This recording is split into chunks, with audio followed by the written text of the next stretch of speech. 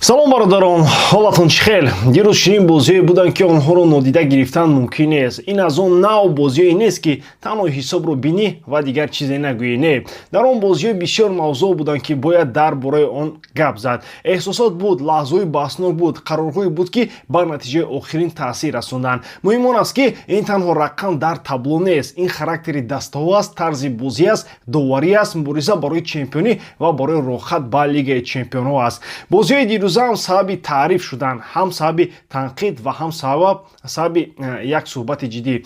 пас имрӯз оромона ва қадам ба қадам ҳамашро дида мебароем, бе ғавғо вале бо эҳсос, чун баъд аз чунин бозиҳо хомӯш мондан душвор аст. сар мекунем. бародарон, ин гуна бозиҳо баъд аз анҷомашон бисёр баҳс мешаванд. Интер дар майдони худ Ювентусро бо ҳисоби 3-2 мағлуб кард. аз рӯи ҳисоб бозии шавқовар 5 гол, мубориза то охир, аммо агар росташро бигӯям, аз нигоҳи доварӣ ин яке аз шармандтарин бозиҳо дар серия А буд. ҳоло бо суханҳои сода мефаҳмонам ки чаро. лаҳзаи асосӣ дар маркази майдон шуд. ҳимоятгари Ювентус Клулу корти зарди дуюм гирифт ва аз майдон хориҷ шуд. қоида чунин аст: ду корти зард баробар ба сурх. аммо мушкилӣ дар он аст ки ин корти дуюм баъд аз афтидани Алессандро Бастони дода шуд. агар лаҳзаро бо диққат бинем, он ҷо фол набуд. ин симулятсияи равшан буд. Бастони худро ба замин партофт. бештар аз ин, худи ӯ як корти зард дошт. агар довар симулятсияро медид, бояд ба Бастони корти зард медод ва ин барои ӯ корти дуюм ва сурх мешуд. аммо довар қарор дод ки фол буд. масъалаи дигар вар ба корти зарди дуюм дахолат намекунад. агар корти сурхи мустақим медоданд, вар метавонист қарорро тафтиш кунад. аммо вақте ки корти зарди дуюм медиҳанд, вар ҳақ надорад дахолат кунад, ҳатто агар ҳама бинанд ки довар хато кард. дар отоқи вар ҳама чизро мебинанд, аммо тибқи қоида чизе карда наметавонанд. пас савол пайдо мешавад: агар вар дар чунин ҳолат кӯмак накунад, барои чӣ лозим аст? ин қарор бозиро барои Ювентус душвор кард. то ин лаҳза онҳо хеле хуб бозӣ мекарданд. дар майдони Интер бо тартиб ва бо боварӣ амал мекарданд. аммо бо 10 нафар бар зидди ҳамлаи пурқуввати Интер бозӣ кардан осон нест, хусусан вақте ки як ҳимоятгар хориҷ мешавад. фишор зиёд мешавад ва дар охир Интер истифода бурд ва ғалаба кард. мо бисёр вақт дар бораи доварии премер лигаи Англия ва ла лига сухан мегӯем. акнун мебинем ки дар чемпионати Италия ҳам мушкилӣ ҳаст. вақте ки хато равшан аст ва ҳатто аз вар дида мешавад, вале система ки барои кам кардани хатоҳо сохта шудааст кӯмак намекунад. ин аллакай мушкилоти қоидае мебошад. қоидае ки вар ба корти зарди дуюм дахолат намекунад, бояд тағйир дода шавад. чун чунин қарорҳо натиҷаи бозиро тағйир медиҳанд. баъд одатан мегӯянд: бале, хато шуд, бахшиш. аммо холҳо дигар бар намегарданд. барои Ювентус ин холҳо бисёр муҳим буданд. онҳо барои ҷои чорум ва рохат ба лигаи чемпионҳо мубориза мебаранд. дар қафо Рома, Аталанта ва Комо ҳастанд. фарқи холҳо хеле кам аст. ҳар хол аҳамияти калон дорад. Интер бошад барои чемпионӣ мубориза мебарад. вақте қарорҳои баҳснок ба натиҷа таъсир мерасонад, ин асабонӣ мекунад. бародарон, бо вуҷуди ҳамааш характери Ювентус дида мешуд. баъд аз хориҷшавиам даста таслим нашуд. кори мураббӣ эҳсос мешавад. Лучано Спалетти услуби худро ба даста ворид мекунад. бозии онҳо ҷолибтар ва фаъолтар шудааст. касе ки мунтазам бозии онҳоро мебинад, мефаҳмад ки дар Ювентус пешраф аст. барои ҳамин аламовар аст чун бозӣ хуб буд, аммо натиҷа аз сабаби як қарори нодуруст тағйир ёфт. дар бораи симулятсия низ бояд гуфт бародарон, ин яке аз чизҳои бад дар футболи имрӯз аст. вақте бозингар бе тамос, бе расиш худро ба замин мепартояд ва фол месозад, ин муборизаи ҳақиқӣ нест. ин фиреб аст ва чунин чизҳо дер ё зуд бармегарданд. футбол одилона аст. дер ё зуд ҳар кас ҷавоби худро мегирад. дар охир Интер 3 хол гирифт, 3-2 дар табло. аммо баъд аз бозӣ эҳсоси вазнин мемонад, чун мехостем дар бораи тактика ва футбол гап занем, аммо бозам маҷбур шудем довариро муҳокима кунем. ин аст нуқтаи асосии нуқши бозиҳои дирӯза. бозии дирӯза ҳамин гуна буд бародарон. ҳисоб оддӣ менамуд, аммо эҳсос дигар буд. Манчестер Сити дар Этиҳад Селфорд Ситиро бо ҳисоби 2-0 мағлуб кард ва савол ҳамин аст: чаро танҳо 2 гол? бори охир вақте ки онҳо бо Салфорд вохӯрданд 11 январи соли 2025, Сити онҳоро 8-0 бурда буд. дар даври гузашта низ бо ҳисоби калон тақрибан 10-1 ғалаба карданд. барои ҳамин вақте ки дар 6 дақиқаи аввал Сити гол зад, ман фикр кардам имрӯз ҳадди аққал 7 ё 8 гол мешавад. ман ҳатто мегуфтам ки 9 гол мезанад, зеро фикр мекардам фарқи сатҳ хеле калон аст, аммо вақт гузашт 20 дақиқа, 40 дақиқа, 60 дақиқа ва ҳатто дар дақиқаи 80 ҳисоб 1-0 буд. Ин воқеан ҳайратовар буд, аммо бояд гуфт ки Салфорд Сити танҳо дар ҳимоя нанишаст. Онҳо кӯшиш карданд, мубориза бурданд ва ҳатто ба ҳамла мебаромаданд. Бисёриҳо мегӯянд ки Сити бозии беҳтарини худро нишон надод ва ин қисман дуруст аст, вале Салфорд бозиро ҷолиб кард.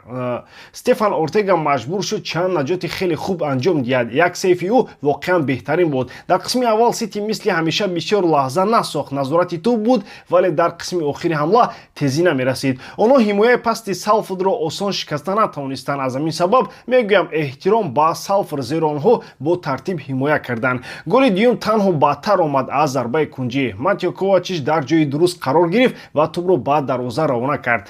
Гол хуб буд, зеро ӯ дар вақти дуруст дар мавқеи дуруст буд. Аз ҷашни ӯ ҳам дида мешуд ки ҳатто чунин бозӣ барои онҳо муҳим аст. Вақте бозингарони ивазкунанда ба майдон баромаданд, масалан Родри сатҳ баланд монд, аз курсӣ ҳам сифати баланд ворид мешавад. Ин нишон медиҳад ки ҳайати Сити амиқ ва пурқувват аст. Агар ба мавсим назар кунем, бо вуҷуди оғози ноустувор дастаи Пеп Гвардиола ҳоло ҳам дар мубориза барои унвон аст. Онҳо танҳо 4 хол аз Арсенал ақибанд. Ба даври навбатии кубок гузаштанд, ба финали ҷоми Англия баромаданд ва мустақим ба даври якашфинали Лигаи Чемпионҳо роҳ ёфтанд бе бозии плей-офф. Аз нигоҳи мусобиқаҳо вазъияти онҳо хуб аст. Бале, ман ҳайрон шудам ки Сити дар қисми аввал 5 гол назад. Ман ҳайрон шудам ки эҷоди лаҳзаҳо он қадар зиёд набуд. Онҳо ҳимояи пасти Салфордро зуд шикаста натавонист, аммо дар охир ғалаба гирифтанд 2-0. Хулоса, ин бозӣ нишон дод ки ҳатто вақте Сити мисли одат голборон намекунад, онҳо метавонанд бо сабр ва назорат пирӯз шаванд ва диққати асосии онҳо ҳоло ба муборизаи унвони Премер Лига равона шудааст. Маҳз ҳамон ҷо сарнавишти мавсим ҳал мешавад. Ливерпул чунин шабҳо футболро воқеан зебо мекунад. Ман танҳо он чизеро мегӯям ки дар майдон дидам, бе ягон ҷонибдорӣ, ва он чизе ки дидам бозии хеле хуб аз тарафи Ливерпул буд. 3-0 дар Энфилд, 3 гол задан ва ягон гол қабул накардан. Ин танҳо рақам нест, ин маънои онро дорад ки даста бозиро зери назорат дошт. Аз дақиқаҳои аввал онҳо фаъол буданд, фишор меоварданд ва боварӣ доштанд. Баъд аз пирӯзии хуб дар меҳмонӣ бар зидди Сандерленд, ин боз як қадами қавӣ шуд. Рақибам осон набуд. Брайтон дар доираи кубок ҳар бозӣ ҷиддӣ аст, зеро хато бахшида намешавад. Дар бораи Муҳаммад Салоҳ гуфтанд ки ӯ дигар он сатҳро нигоҳ дошта наметавонад, аммо дар ин бозӣ нишон дод ки ҳоло ҳам суръат дорад ва хатарнок аст. Як гол зад ва як паси голӣ дод. Вақте ки ба ӯ фазо медиҳанд ва дуруст истифода мебаранд, ӯ натиҷа меорад. Доминик Собослай низ бозии пурқувват нишон дод. Ӯ ҳамла мекунад, ба ҳимоя бармегардад, стандартҳоро иҷро мекунад ва ҳатто голҳои зебо мезанад. Голҳояш осон нестанд, балки бо зарбаҳои дақиқ ва қавӣ. Дар ин мавсим ӯ воқеан яке аз беҳтарин нимҳиматгарон дар ҷаҳон аст. Милош Керкес вақте ки ба пеш озодона меравад, бисёр фоида меорад. ҳаракатҳояш аз фланг суръат дод. Паси ӯ ба Кёртис Ҷонс ба гол табдил ёфт. Ҷонс оромона бозӣ кард ва голи хуб зад. Албатта бозӣ комил набуд. Баъзе пасҳо хато шуданд, баъзе қарорҳо дер қабул шуданд. Коди Гакпо дар баъзе ҳолатҳо метавонист соддатар бозӣ кунад. Ин чизҳо дар ҳар як бозӣ мешавад, зеро футбол бехато намешавад. Дар ҳимоя бошад, ҳама ором ва бобоварӣ буданд. Вирҷил ван Дейк ва Ибраҳим Конате устувор бозӣ карданд. Алисон Бекер дар лаҳзаҳои муҳим дастаашро наҷот дод. Маъз чунин дарвозабонҳо ба даста имкон медиҳанд ки бозиро бе голи қабулшуда анҷом диҳанд. Як ҳолати нохушам буд. Голи Раян Гваренберг дуруст менамуд, офсайд набуд, аммо онро бекор карданд. Баъзан набудани вар дар чунин бозиҳо ҳайратовар аст. Технология барои адолат аст ва дар чунин ҳолатҳо хеле лозим мешавад. Барои бозингари ҷавон чунин гол дар Энфилд метавонист боварии бештар диҳад. Аммо агар умумӣ бигӯем, бозӣ хеле хуб буд бародарон. Назорат, суръат ва тартиб дида мешуд. Ливерпул ба даври дигар мегузарад ва ин қадами муҳим барои гирифтани ҷоиза аст. Агар ҳамин тавр идома диҳанд, имкони гирифтани кубок хеле воқеъ мебошад. Хел ин мумкин аст. Ростӣ фаҳмонед чӣ тавр Реал Мадрид дар ҳамин мавсим то ҳол худро нигоҳ дошт ва ҳатто ба ҷои аввал баромад. این قدر ҷароҳатҳо, иваз шудани мураббӣ, гапҳои зиёд дар бораи бадтарин мавсим, танқид ба бисёр бозингарон, аммо бо вуҷуди ҳамаи ин то анҷоми Ла Лига ҳамагӣ 14 бозӣ мондааст ва онҳо бо ду хол пешсафанд. Бале, Барселона бозии худро рӯзи душанбе мегузаронад ва метавонад боз ба ҷои аввал баргардад. Вале ҳозир Реал дар боло аст ва ҳамаи чиз дар дасти худи онҳост. 8 ғалабаи пай дар пай. Ин дигар тасодуф нест. Ин нишон медиҳад ки даста характер дорад. Бозӣ бар зидди Реал Сосидад буд, дастае ки пештар Барселонаро мағлуб карда буд ва Реал бе беҳтарин бозингари мавсим, бе он футболбозе ки бисёриҳо беҳтарини дар ҷаҳон мегӯянд, Килиан Мбаппе ба майдон баромад. ғайр аз ин Родриго набуд, Ҷуд Беллингем набуд, Милитау набуд. Се бозингари асосӣ ва як ҳимоятгари муҳим. Вале натиҷа чӣ шуд? Ғалабаи 4-1. Боваринок қавӣ бо бозии хуб.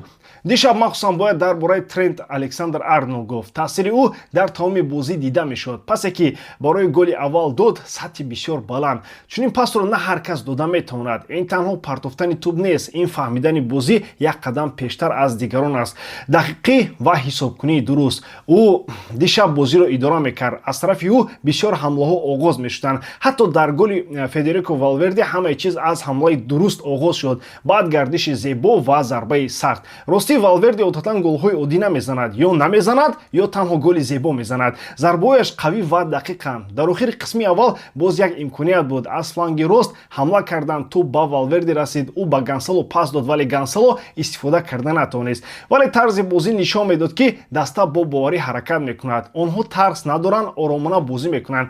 Акнун фикр кунед, агар ин мавсим бо чемпионӣ анҷом ёбад, пас аз ҳамаи мушкилот, ҷароҳатҳо, иваз шудани мураббӣ, фарқи калон дар ҷадвал ки бояд кам мешуд, танқидҳои зиён, ин метавонад яке аз беҳтарин чемпионҳои онҳо шавад, чунки ин натиҷа бо сабр ва характер ба даст меояд, на бо осонӣ. Ман ҳанӯз вақте ки фарқ байни Барселона ва Реал бештар буд мегуфтам, ҳеҷ чиз тамом нашудааст, танҳо бояд ҳар бозиро бурд. Ба дигарон нигоҳ накарда, агар то охир ҳамаи бозиро бибарӣ, чемпионӣ аз они туст. Аз нигоҳи ҳисоб осон аст, вале аз нигоҳи фишор бисёр вазнин. Ҳоло бошад, ҳамаи чиз дар дасти худи Реал аст ва боз як чиз, ҷароҳатҳо. Дар лига ягон даста ба мисли Реал аз ҷароҳатҳо зарар надидааст. Қариб тамоми мавсим бе ҳайати пурра бозӣ карданд, вале натиҷа ҳаст ва ҳоло баъзе бозингарон бармегарданд. Милитау баъзвуди бармегардад. Агар дар қисми охири мавсим бозингарони асосӣ ба ҳолати хуб баргарданд, даста бозам қавитар мешавад. ҳатто иштирок дар плейоффи Лигаи Чемпионҳо метавонад фоида дошта бошад. Даста дар ритми бозӣ мемонад. омодагии ҷисмонӣ беҳтар мешавад. баъзан бозиҳои зиёд ба даста зарар намерасонад, балки онҳоро дар ҳолати хуб нигоҳ медоранд. ин мавсим метавонад аз мавсими мушкил ба мавсими махсус табдил ёбад. ҳамаи чиз аз анҷоми он вобаста аст. агар онҳо чемпион шаванд ва дар Аврупо низ хуб баромад кунанд, мухлисон ин солро бо ифтихор ба ёд меоранд. ҳоло муҳим аст бародарон ки диққатро гум накунанд ва то охир мубориза баранд. боқӣ мондааш ҳамаш баъд маълум мешавад. ба ҳамин тамом бори дорам ки эҷодкории ман ба шумо писанд меояд. лайк, комментария ва дар канал обуна шуданро аз ёд набароред. бо шумо бисёр вақтан Муҳаммад Гаиров. хайр бародарон, дар паноҳи Аллоҳ.